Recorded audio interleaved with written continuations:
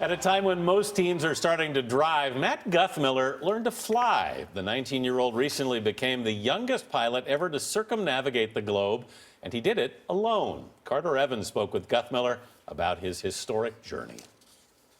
He flew 30,000 miles, making 23 stops in 15 countries on 5 continents. Along the way, South Dakota teenager Matt Guthmiller was treated like a rock star for his record-breaking flight. But he also heard what critics had to say. It's too risky, or, this is just some spoiled rich brat, going out and having a good time. What do you say to those people?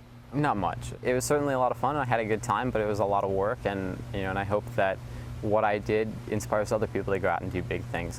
He was inspired to pilot a plane at an early age, first asking his parents to take him to airport cafes. Later, he pushed for flying lessons. They agreed to let me do this little $20 20-minute intro flight, but I think they probably thought that was just going to be the end of it. He soon made a deal to get more time in the cockpit. Things like a little arrangement, where I'd share a car with my dad throughout high school instead of having my own car. In exchange, I got to fly planes. Do you own a car? No, I've never had a car. So you have a plane, but no car? Right. By the age of 17, he had his pilot's license, and 2 years later leased this single-engine Beechcraft for his solo flight around the world. The MIT student performed plane maintenance and his own fuel calculations. Long hours in the air also meant some additional fuel for him as well. How did you stay alert? Basically, a lot of caffeine and Oreos. So on one of those long legs, how many Oreos and sodas were you going through? It varied. There was one where I probably, I went through like a couple, like whole rows of Oreos. Flying into the clouds was both beautiful and dangerous. Air traffic controllers in other countries did not have the weather radar to help him navigate around thunderstorms. I have no idea, which clouds are just a little bit higher than where I'm at, and which ones, go up to 45,000 feet and will, break the plane apart.